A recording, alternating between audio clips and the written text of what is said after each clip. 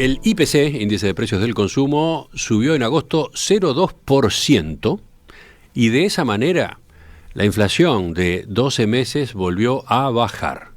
Se ubicó en 4,1%, el menor nivel desde septiembre del año 2005.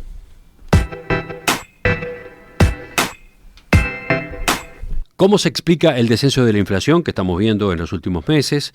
¿Qué puede esperarse para lo que resta del año y para 2024? Bueno, a partir del nuevo informe mensual que divulgó ayer el Instituto Nacional de Estadística, vamos a profundizar en estas novedades.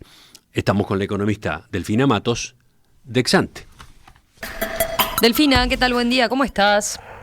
Hola. Ahora sí, ¿cómo andas, Delfina? ¿Todo bien? Bien, ¿ustedes? Bien. Empecemos, si te parece, por repasar los principales destaques de las cifras de inflación que se conocieron ayer por parte del INE. Una vez más, la inflación fue menor a lo que se esperaba, ¿no? Sí, la inflación fue nuevamente menor a lo esperado en agosto.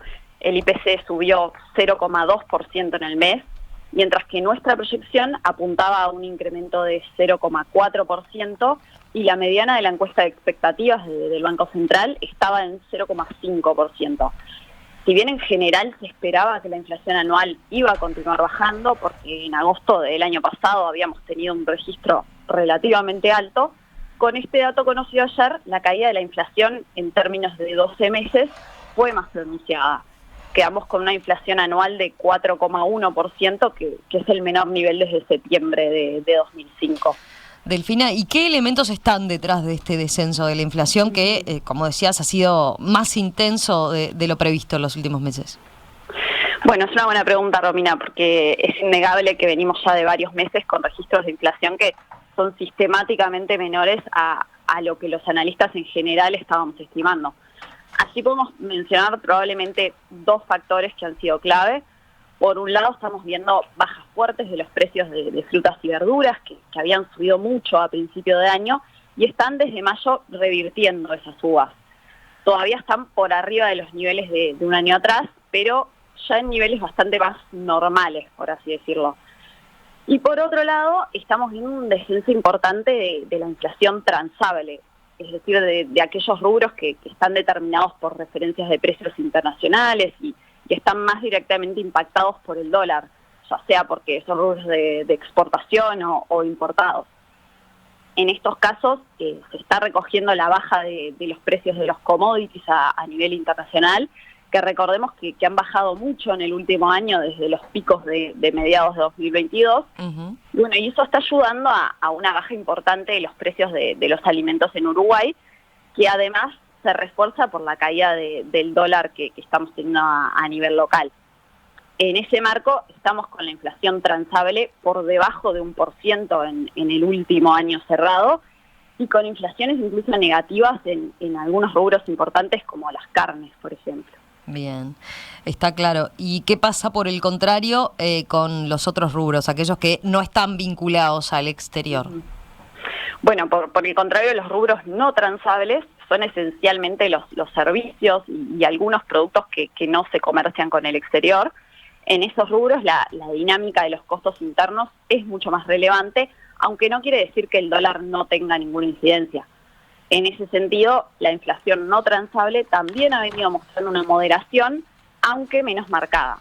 En los últimos 12 meses se ubicó en 6,4%, todavía arriba del techo del rango meta, pero también en el menor nivel desde fines de 2005.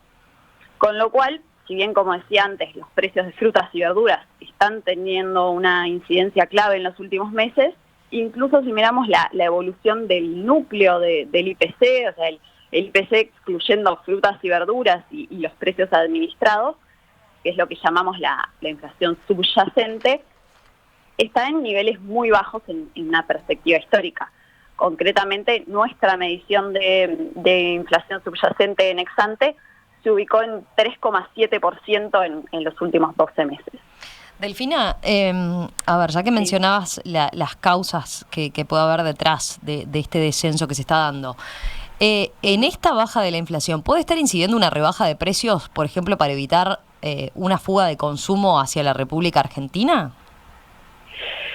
Bueno, tendría que ser algo muy generalizado como para que impacte como un factor decisivo en la inflación total, pero incluso si lo miramos los precios de los productos que uno diría que se están comprando mucho en Argentina, como son los de cuidado personal, por ejemplo, no estamos viendo nada particularmente significativo.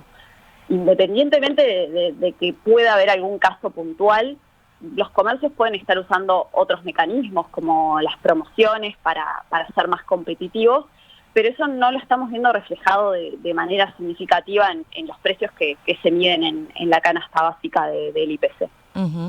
Mira, tengo un mensaje de un oyente, José, dice, bueno, con este dato de inflación que nos retrotrae al 2005, no es menor pensar que esta baja de precios o no suba es por baja demanda, o sea, crisis de consumo, dice. ¿Qué cabe esperar para lo que resta? A ver, ¿qué cabe esperar hacia adelante? ¿La inflación puede seguir bajando en lo que resta del año? Bueno, estamos trabajando en actualizar nuestros modelos de proyección con estos últimos datos, pero es probable que septiembre sea nuevamente un mes de descenso de la inflación, que podría incluso irse abajo del 4%, porque además septiembre del año pasado había sido un mes de inflación alta. Ahora, para los últimos meses del año, nuestros modelos en ex-ante tienden a proyectar una suba moderada de la inflación, cerrando alrededor de 5,5% a fin de año, es decir, dentro del rango meta. Bien. ¿Y para 2024? ¿Qué están proyectando en materia de inflación para el año que viene en ex-ante? ¿La inflación puede mantenerse dentro del rango meta del Banco Central? Bueno, como decía, estamos en estos momentos incorporando las últimas cifras, pero como comentamos otras veces, en ex-ante vemos un riesgo relevante de que la inflación vuelva a salir del rango meta del año que viene, sobre todo porque no parece probable que se repitan registros mensuales de inflación tan atípicos como los que hemos visto en junio y julio de este año, cuando el IPC tuvo, de hecho, caídas mensuales más o menos relevantes. Antes decía que detrás de esos registros bajos o incluso negativos de inflación de los últimos meses, hubo algunos factores que fueron clave, las caídas de precios de frutas y verduras y la baja del dólar. Ninguno de esos dos elementos se sostendría en el tiempo, y en ese marco, según nuestros pronósticos, la inflación podría tener un escalón más o menos relevante sobre mediados del año que viene. Recién decías, Delfina, que no esperan que sigamos viendo bajas del dólar en nuestro país. Ahora, ¿qué pronósticos manejan en este sentido? Sí, es bien difícil saberlo y la verdad es que no podemos dejar de reconocer que el peso uruguayo se ha mantenido mucho más fuerte de lo que preveíamos este año, pero como tendencia nosotros esperamos un dólar subiendo, aunque de forma moderada en los próximos 12, 18 meses. Hay mucha incertidumbre en ese sentido, pero indicativamente nuestras proyecciones de inflación asumen un dólar yendo hacia 42 pesos y medio al cierre de 2024. Bien, está claro. Ya te plantearía una última pregunta ya para ir terminando. A ver, ¿cómo incide la negociación salarial que está en curso en este escenario? Supongo que también es un ingrediente no menor para lo que es las proyecciones de inflación que hacen. Sí, indudablemente. Además de la evolución cambiaria que siempre pone incertidumbre a las proyecciones, la dinámica salarial es otro elemento clave. Como decís, estamos en plena negociación de una nueva ronda de consejos de salarios. Todavía no han trascendido muchos avances concretos en ese sentido, pero las pautas que presentó el gobierno son consistentes con incrementos de salarios nominales en el eje del 8,5% anual en general. Eso, a nuestro juicio, le pone un piso relativamente alto, sobre todo a la inflación a nivel de rubros no transables, en donde están muchos de los servicios de peso importante en la canasta. El hecho de que la inflación esté tan baja en estos momentos puede abrir quizás algún espacio de menores aumentos nominales de salarios, sobre todo si en lugar de usar la inflación esperada en la revisión de cuentas en la fórmula de ajuste, se usan cifras más en líneas con el centro del rango meta, por ejemplo. Pero eso va a depender mucho de cómo transcurran las negociaciones en cada mesa.